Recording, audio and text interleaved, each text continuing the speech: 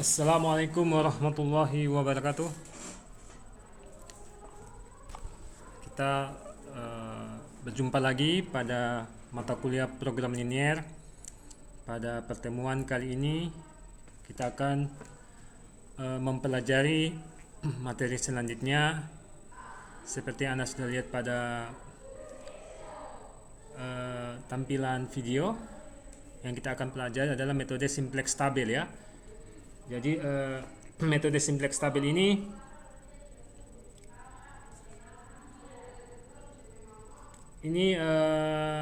kita akan gunakan ketika variabel keputusannya itu sudah melebihi dari 2 ya. Ketika lebih dari 2, maka penyelesaiannya itu selain kita menggunakan metode aljabar yang telah kita pelajari sebelumnya, dan juga menggunakan metode simplex tabel ya. Hanya perbedaannya, kalau penyelesaian aljabar kemarin kita menyelesaikan dengan menggunakan hukum aljabar ya. Kalau menggunakan metode simplex tabel ini, maka penyelesaiannya itu kita tuangkan dalam tabel ya, sesuai dengan judulnya simplex tabel ya.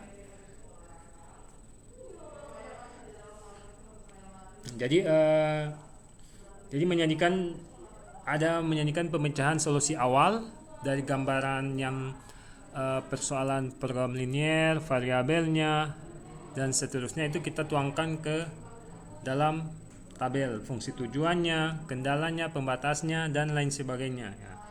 Jadi bisa dikatakan bahwa metode simplex tabel merupakan salah satu cara yang dapat digunakan dalam menyelesaikan masalah program linier yang memiliki lebih dari 3 variabel pokok ya.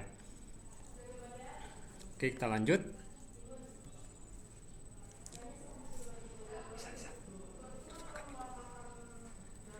Oke, pendahuluan. Bentuk umum simplex tabel. Bentuk umum simplex tabel, penyelesaian metode simplex tabel. Jadi mahasiswa mampu menguraikan prosedur metode program linier secara sistematis untuk mendapatkan himpunan penyelesaian dengan indikator menguraikan prosedur metode simplex tabel secara sistematis untuk mendapatkan himpunan penyelesaian ya. Secara umum bentuk standar suatu masalah program linier adalah ini ya, bentuk standar, karena di metode aljabar juga permasalahannya itu kita ubah ke dalam bentuk standar. Begitu pun juga dengan metode simplex tabel ya, kita ubah ke dalam bentuk standar ya, jadi dengan penambahan variabel s ya, seperti yang telah kita jelaskan pada beberapa video yang lalu. Jadi ini bentuk umumnya, fungsi tujuannya. Saya lanjut saja. Kemudian pendahuluan menyajikan solusi basis pemecah awal yang layak dalam bentuk tabel. Jadi fungsi tujuannya, pembatasnya yang sudah dibuat ke dalam bentuk standar, kemudian kita tuangkan ke dalam bentuk tabel ya. Salah satu cara yang dapat digunakan dalam menyelesaikan masalah program linier yang memiliki lebih dari 3 variabel pokok ya adalah metode simplex tabel ini ya. Mengubah masalah program linier dalam bentuk standar, memperbaiki solusi basis awal. Jadi ada nanti solusi basis awal ada yang kemudian kita perbaiki berdasarkan tabel yang kemudian kita akan selesaikan nanti ya. Mencari solusi basis layak dengan tujuan memperbesar nilai fungsi tujuan ya. Nah ini. Jadi ini ya bentuk umum tabel simplex ya. Jadi ini bentuk umum tabel simplex. Jadi bentuk umum tabel simplex. Jadi ada beberapa buku yang menggunakan metode simplex tabel, yang tabelnya itu ada perbedaannya. Tapi pada intinya poin-poin yang termuat dalam tabel tersebut secara umum sama ya. Secara umum sama.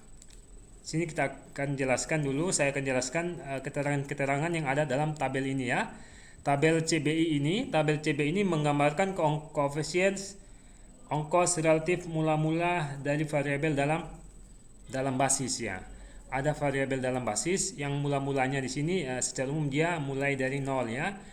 Kemudian variabel BI ini B. Oke, yang ini BI. Ini adalah kolom berisi nilai ruas kanan setiap pembatas ya. Oke, ada keterangannya. Tunggu ya, saya buka.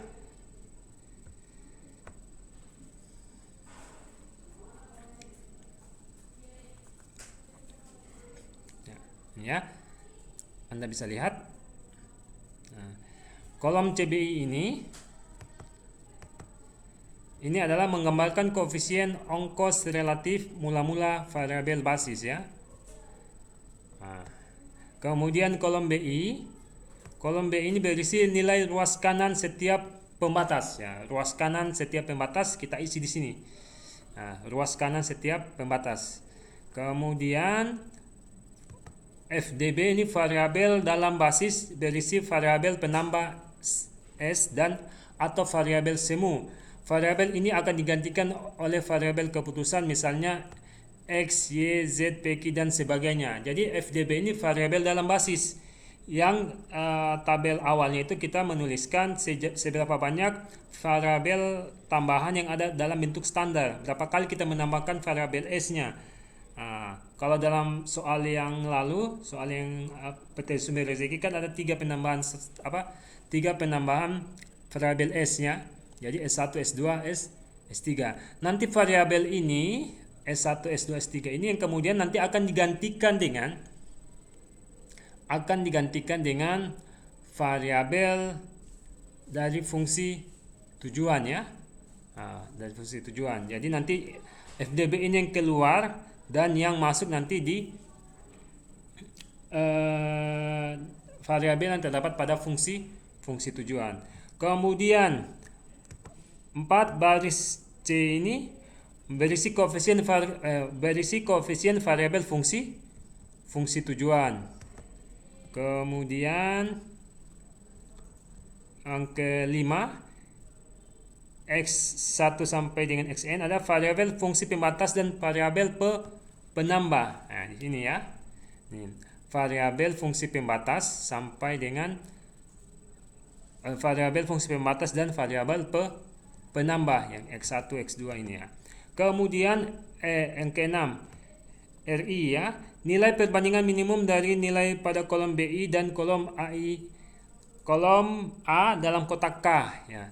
Jadi ini R ini adalah perbandingan antara kolom BI ini dibagi dengan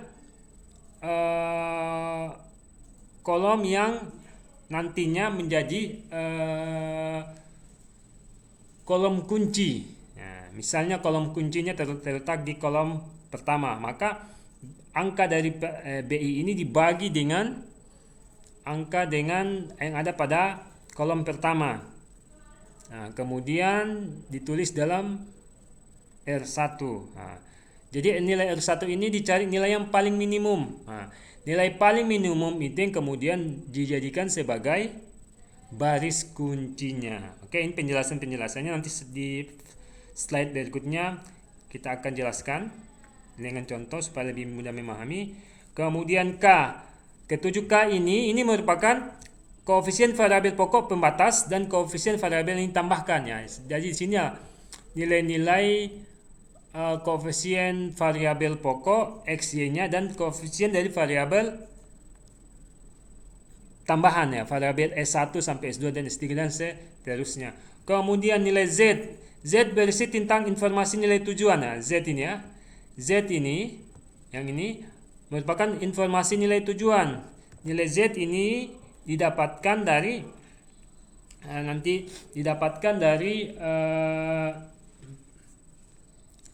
perkalian dan penjumlahan antara kolom CBI dengan kolom BI ya. Kemudian baris Z yang 9 berisi informasi yang digunakan dalam menghitung nilai pada baris Z kurang C ya. Ini ya. Nah, ini. Jadi nilai Z kurang C ini merupakan pengurangan antara Z1 dikurang dengan nilai yang ada pada C1 ya, ditulis di kolom di kolom di baris J kurang C ya. Oke.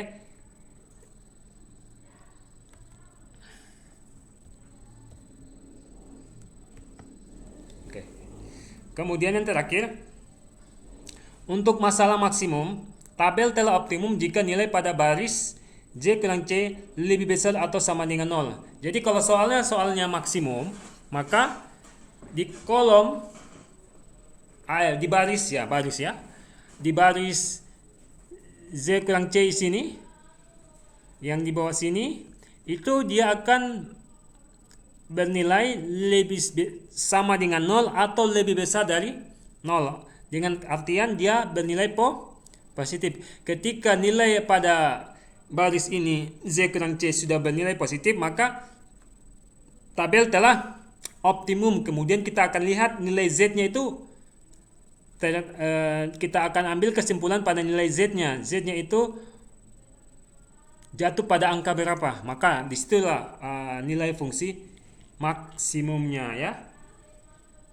Oke, kalau masalah minimum, tabel telah optimum jika nilai pada baris Z kurang C itu kurang dari atau sama dengan 0. Dalam artian dia sifatnya ketika sudah menghasilkan nilai negatif dan nilai 0, antara dua itu kemungkinannya, maka sudah masalah tersebut minimum. Tapi kalau soal maksimum ya dia harus positif di bawah sini. Oke, kita lanjut. Penyelesaian metode simplex tabel. Yang pertama, mengubah masalah program linier ke dalam model matematika ya. Jadi langkah pertama kita ubah dulu masalah program linier ke dalam model matematika. Ketika kita menyelesaikan soal-soal cerita, kita ubah ke dulu dalam bentuk model matematika. Yang kedua, mengubah model matematika ke dalam bentuk standar ya. Mengubah model matematika ke dalam bentuk standar seperti yang telah saya jelaskan lalu, menambahkan variabel S atau dikurang dengan menambahkan dengan variabel negatif S. Kalau seandainya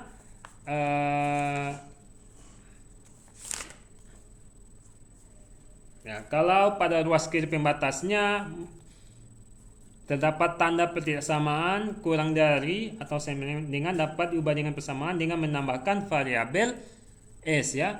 Namun ketika tanda ketidaksamaannya lebih besar atau sama dengan, maka kita tambahkan dengan di ruas kiri pembatasnya adalah ditambahkan dengan negatif S ya. Oke, gitu. Membuat tabel simplex dan memasukkan semua tabel simplex yang tadi yang seperti yang sudah saya jelaskan di slide sebelumnya, itu kita masukkan angka-angkanya mulai dari fungsi tujuannya, variabel keputusannya, kemudian koefisien variabel pembatasnya, baik pokoknya maupun penambahnya, kita masukkan nilai-nilainya ya. Yang keempat, menghitung nilai fungsi tujuan Z ya. Menghitung nilai fungsi tujuan Z dengan rumus itu. Rumusnya adalah sigma atau total dari perkalian antara kolom CBI dan kolom BI ya. Kolom CBI dan kolom BI. Kemudian menghitung nilai-nilai pada baris Z ya. Dengan rumus sigma atau penjumlahan antara perkalian antara kolom CBI dikali dengan kolom A, maka menghasilkan nilai pada baris Z ya.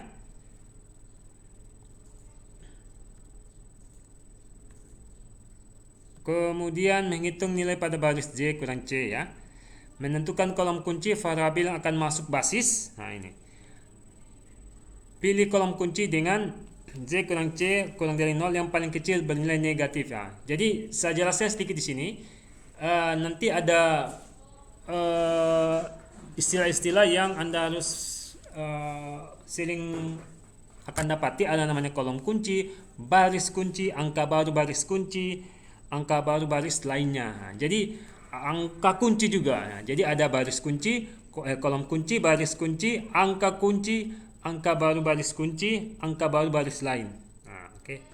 Jadi untuk kolom kunci, menentukan kolom kunci ini, karena kenapa? Kalau kolom kunci ini yang kemudian akan variabel yang akan masuk basis, ya, fungsi tujuannya itu kemudian kita akan masuk basis menggantikan variabel dalam basisnya. Nah, yang keluar. Untuk menentukan kolom kuncinya itu, kita cari nilai negatif yang terkecil. Kita cari mana yang memiliki nilai negatif terkecil, maka itu jadikan sebagai kolom kunci. Nah, kemudian menentukan baris kunci, variabel yang akan keluar basis ya. Menentukan kolom kunci, variabel yang akan keluar basis ini. Nilai R minimal, ini rumusnya, perbandingan antara kolom BI dibagi dengan kolom A ya. Dibagi dengan kolom A. Kolom A ini ya dibagi dengan kolom kuncinya. Kolom kuncinya terletak di kolom berapa? Misalnya kolom pertama, maka angka-angka yang ada kolom pertama itu dibagi dengan angka-angka yang ada pada kolom BI. Nah, kemudian dengan catatan dia nilai tersebut lebih besar dari 0 ya. Nah, untuk menentukan baris kunci kita cari angka minimalnya. Kita cari angka minimal positif. Ya, ingat ya, angka minimal positif. Kemudian ke-9, menentukan angka baru pada baris kunci. Angka kunci, angka yang terdapat pada persilangan antara kolom kunci dan baris kunci. Nanti ada dalam kolom tersebut ketika kita telah mendapatkan baris kunci, kolom kunci, kemudian kita telah menemukan baris kunci, angka pertemuan dari antara kolom kunci dan baris kunci itu yang kemudian dijadikan sebagai angka kunci. Angka kunci ini yang kemudian nanti akan kita gunakan untuk mencari angka baru baris kunci ya. Kemudian menentukan angka baru baris lain. Misalnya ada tiga baris ya. Baris pertama, baris kedua, baris ketiga. Ternyata angka baru baris kuncinya itu terletak pada kolom ketiga, maka baris pertama dan baris kedua ini kemudian kita akan cari baris lainnya. Nilainya, angka-angkanya kita cari nilai-nilai terbaru ya. Ulangi dari langkah ke-7 dan seterusnya jika kondisi optimum belum tercapai. Jadi kalau kita soalnya soal maksimum, namun tabelnya barisnya belum bernilai positif, lebih besar atau sama dengan 0, maka langkah ke-7 dan seterusnya kita ulangi sampai kita mendapatkan nilai optimum ya. Oke. Jadi ini video pengantar dari materi metode simplex tabel. Kita akan ketemu pada video berikutnya tentang penyelesaian metode simplex tabel.